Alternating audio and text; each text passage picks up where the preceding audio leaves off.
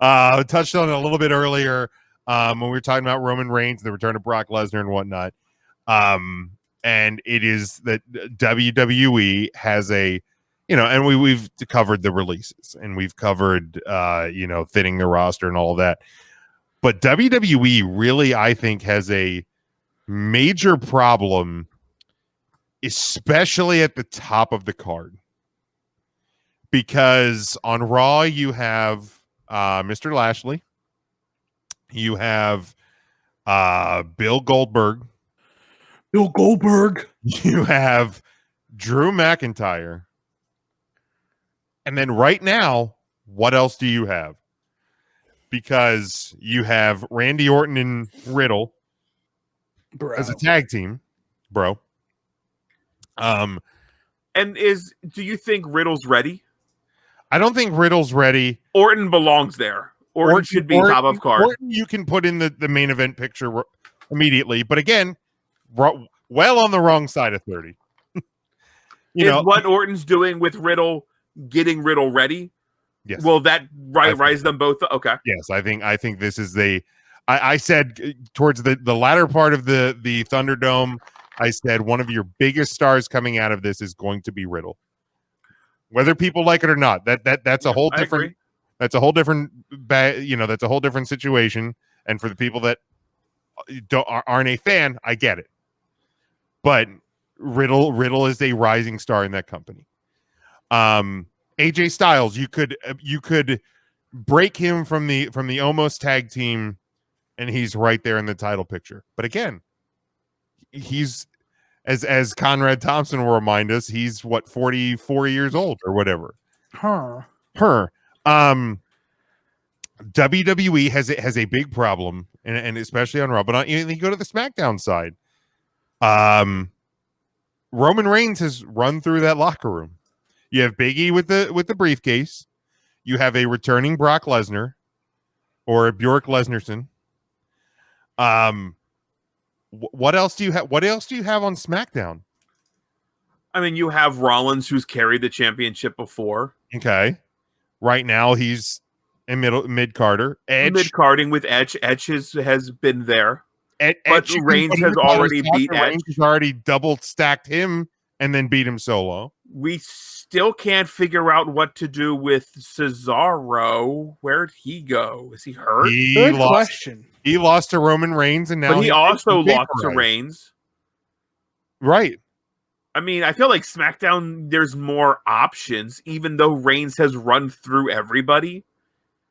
There are some options. I feel like you could say, hey, I watched what you did with this guy, and I learned something, and I want to try again. Yeah, and I like they are believable. Where Raw's really actually Drew Goldberg. Charlie, I agree. Riddle in a couple of years, absolutely. That guy has at least a couple WWE championship runs in him. I think so. Because he's still under 30 or right around 30. Riddle's younger. I think Priest has the look to be a superstar. You gotta run that age. You gotta run that quick. You gotta run that quick. He is a new star. He's not a young star. On SmackDown, you have Finn, possibly Cole, depending what happens there. Mike, great point. The best act on SmackDown, Broken Corbin. How good, dude? So Riddle's 35. He's the wrong side of 30. Yeah. Fuck, dude. I would have guessed like 28, 29. Yeah. Born in 86. He's an old boy. Again, when did 36 become old? Or 86? When did 86 become old? I feel old as shit. I feel very old. Fuck you, buddy. I'm next week's gonna be Monday's gonna hit me like a bullet train in a couple of days. 17 months off of work, and I'm that train's coming to town. Choo-choo. Kevin Owens. Okay, Kevin Owens is there, but how old's he? He's not young either. Nakamura. So how old's he? He's old. But again, we're talking. These are SmackDown fellas. 44 on Monday, so fuck all of y'all. Happy early birthday, Charlie. Happy early birthday, young buck. So yes, you have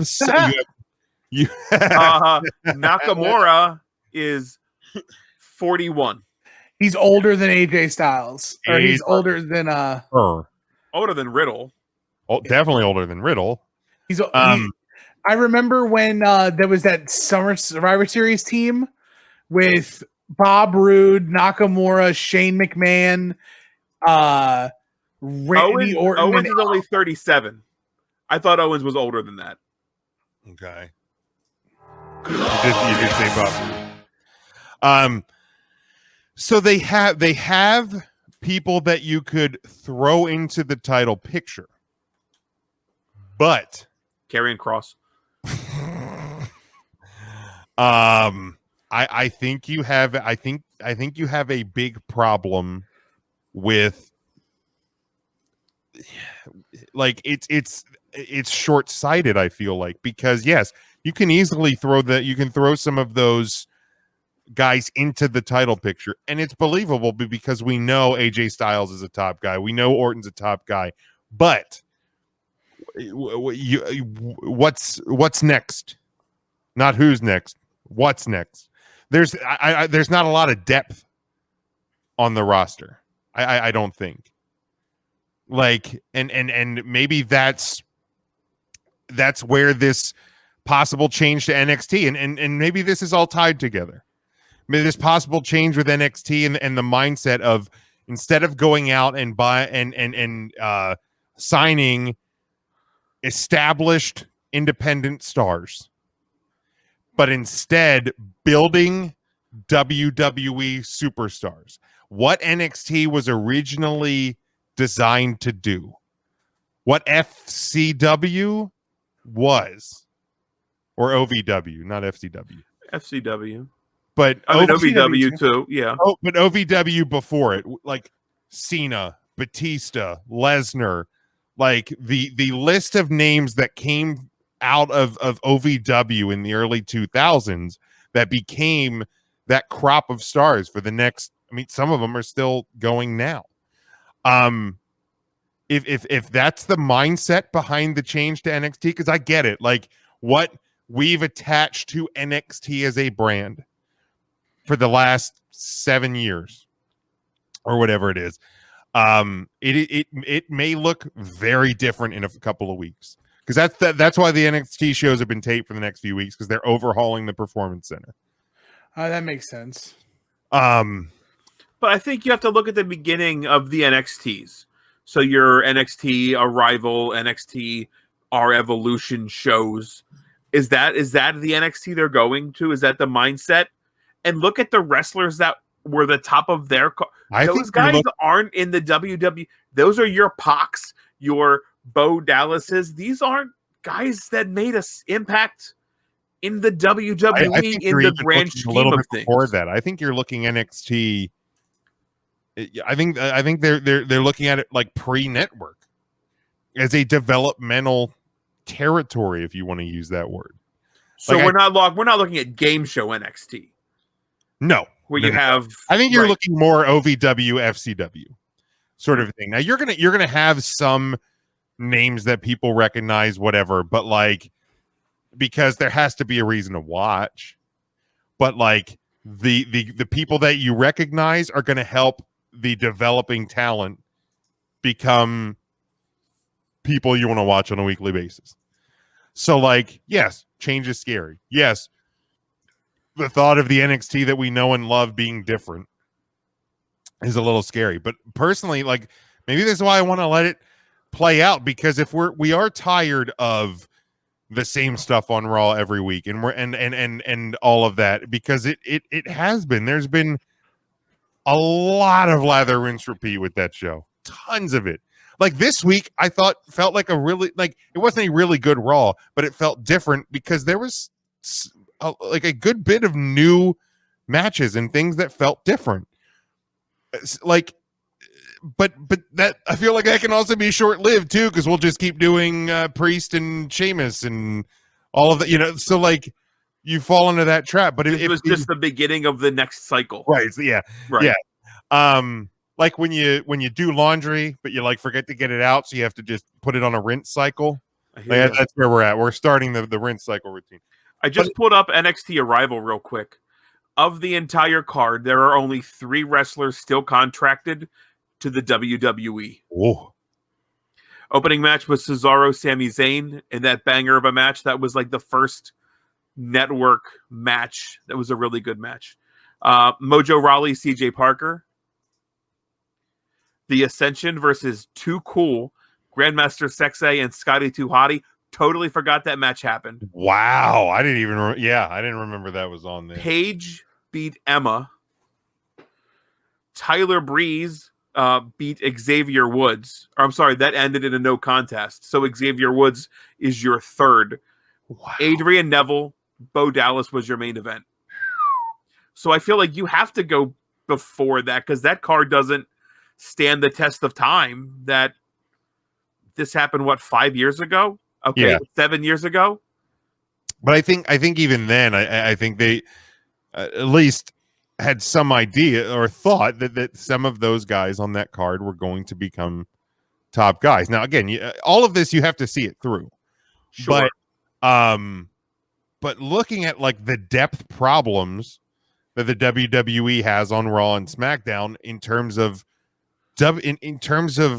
like legit WWE superstars, like guys that make sense as a Intercontinental Champion or US Champion or WWE Champion or Universal Champion. Unfortunately the women's division is a bit of a mess too, because you just keep going back to Charlotte and you go, now you're back at Becky and you have just fumbled the tag team thing. If NXT, if they can adjust NXT and change it up and actually go back to signing guys to development into WWE superstars, as opposed to, I don't want Impact to have this guy, I don't want Ring of Honor to have this guy. That's where the brand went wrong.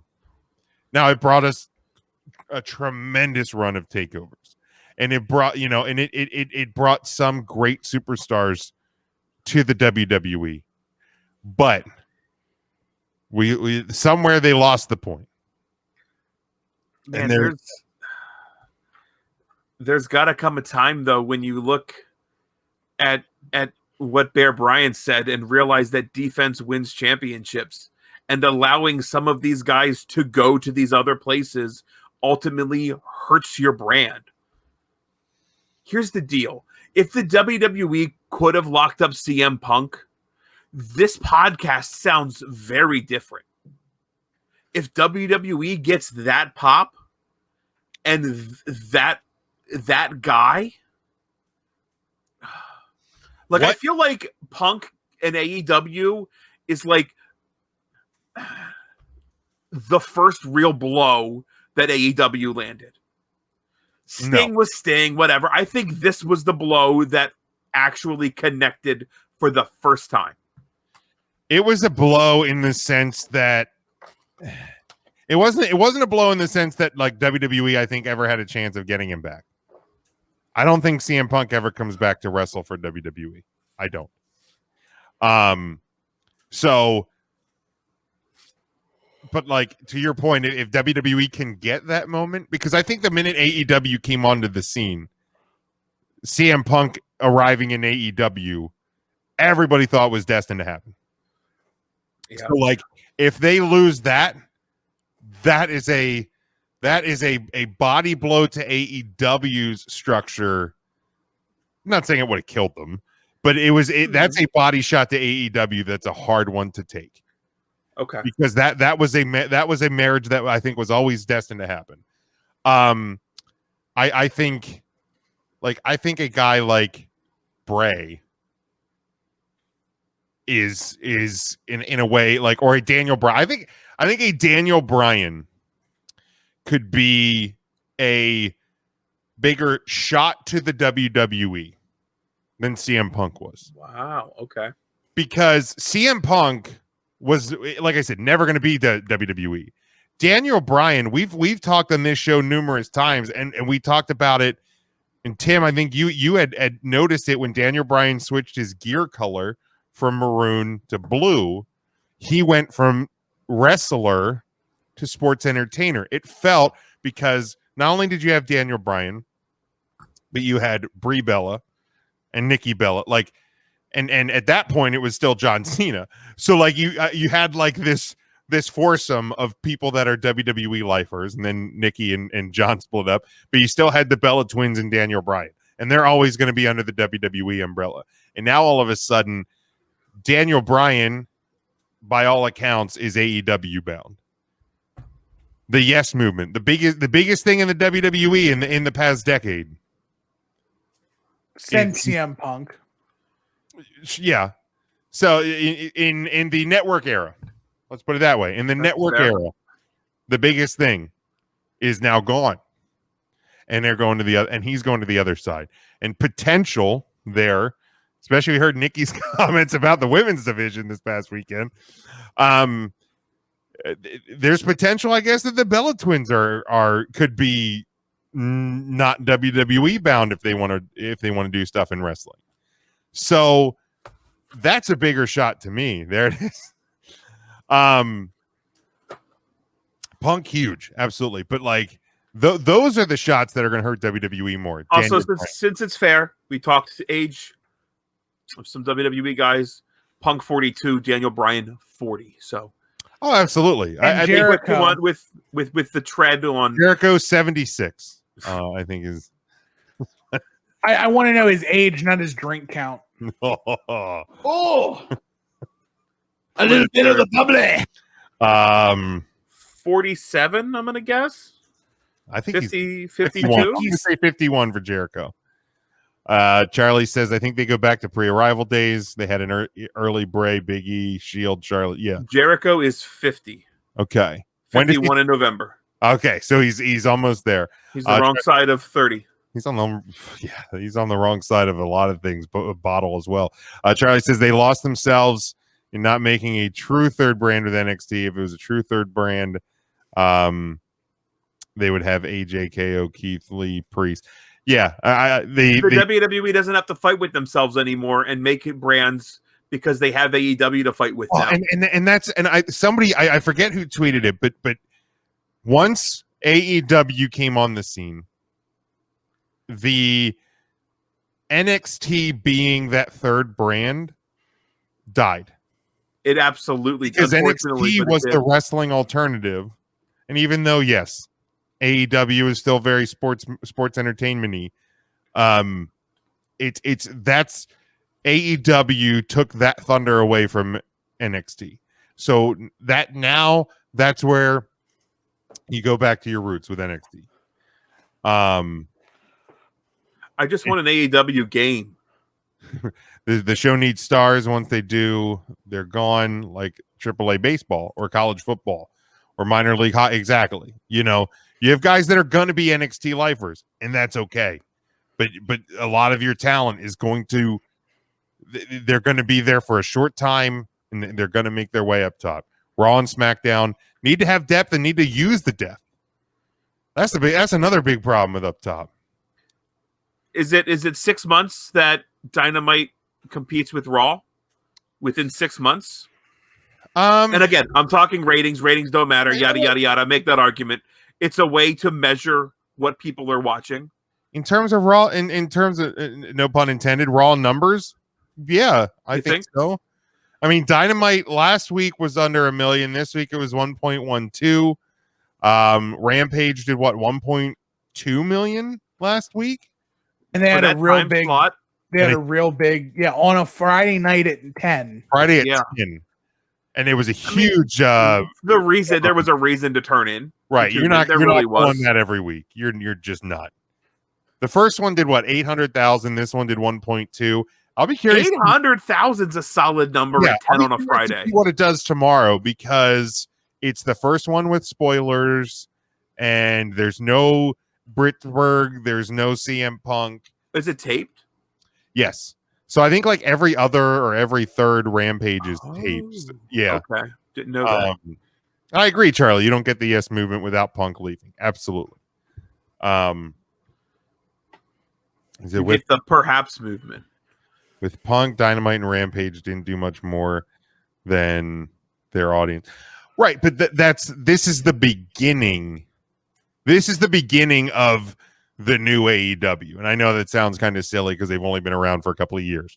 But like this I said when CM Punk came out on Rampage last week, it was a seismic moment. Like you can point to moments when the tide shifted to WCW during the wars.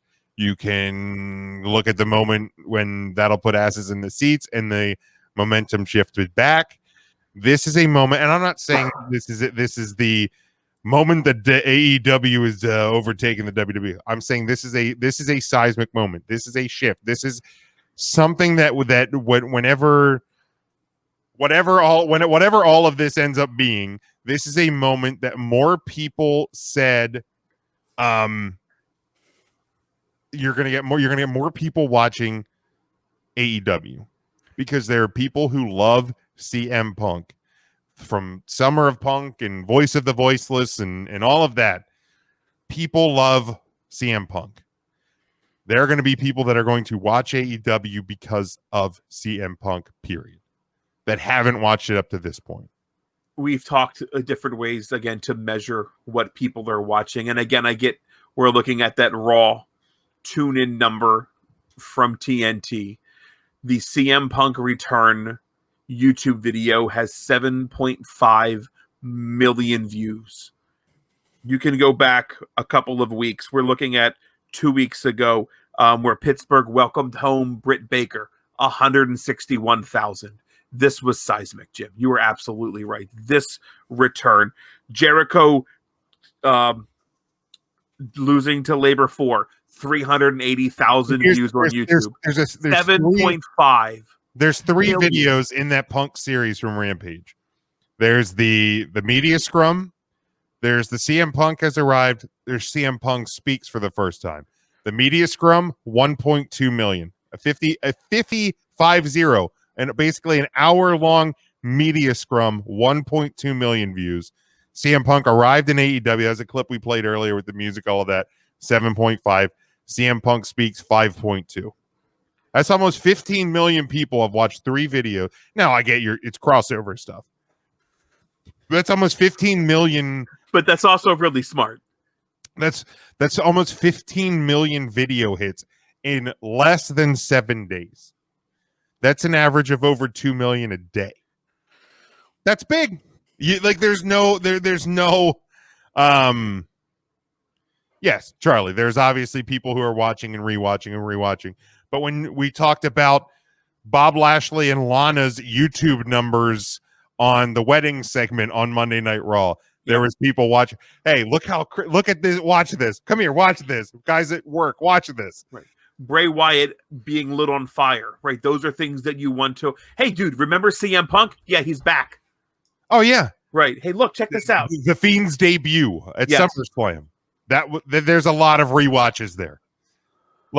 So yes, not all 15 million of those video views are 15 million different people, but it's still 50. Like when WWE posts their statistics about how they had more social media interaction than the NFL, MLB, NBA and NHL combined. Yep. That's not every single one of those hits to different people. That's people like us that sent out 113 tweets during Monday Night Raw. Yep. Every time I hashtag WWE Raw, that's a social media hit. So it's not, that's the thing because that's when we've talked about traditional ratings not mattering, that those are the things we've meant. Right. Is those metrics mean a different thing in the social media YouTube world? I mean, there's a level somewhere where AEW makes a few pennies every time that video's watched. Oh, absolutely. And rewatched and They don't care where it's coming from. Hell no. I get what Charlie's saying. If you get $1,000 in your bank account tomorrow, and it's clean money, it's that it's not a worry about this ended up to me by nefarious means. Do you really care where that $1,000 came from, or are you just happy you have the $1,000? I'll take the money. Right, exactly. Exactly. It doesn't matter. Is that sweet Biden money hitting tomorrow? Is that No, what we're talking? No. Yeah. Intern Mark would know about that, I think, right? He would. He's usually on top of those things, but he's flaming his dick, or something like that. But that's the thing is this is a seismic thing. But like to the original point, like I just hope that this change to NXT it begins to. Like I hope there's a shift, and I hope all of this that has happened with the other side, with AEW, because we've said it. Tim said it. I've agreed. I think we've all agreed. Like the WWE and Vince McMahon play their best when they're playing from behind or on their heels. And the CM Punk, if Daniel Bryan, if Bray Wyatt, if Adam Cole. Like if Adam Cole shows up on Rampage tomorrow, because as by all accounts, August 27, that's been the hot report that August 27, he is a free agent, not a 90-day clause, not a 30-day clause. He is a free agent. He could show up on. Oh no, he can't show up on Rampage. It's tape. My bad. They could do a tape segment. I guess they. Yeah, I guess you're that you could. But yeah, so let's just pretend if he shows up on Rampage tomorrow night, live via satellite or whatever, people are going to react and go, how could WWE let him go? And this is a huge sign that WWE isn't the be all end all. And maybe all of that's correct, but maybe that's also a good thing. Because WWE wasn't a be-all, end-all when WCW was on the up. Yep.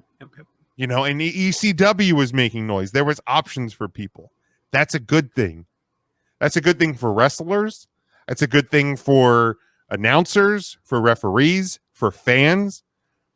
But I tweeted it last week that the CM Punk moment when that segment ended, when he was done and everybody, he told everybody they're getting ice cream bars. I said, this was the shot that wrestling needed. This was also the shot I think that WWE needed. Because if anything, this is a wake-up call. This is something that they can go, all right, now we're playing a game. Yep. Now we're playing ball. Because there's something happening. It to me, it could be the best thing for that company. Because it's all about the game and how you play it. Get it? That game, of course, being War Games. We got it! War Games! War Games! War Games! War Games! I have nothing else to contribute to the show.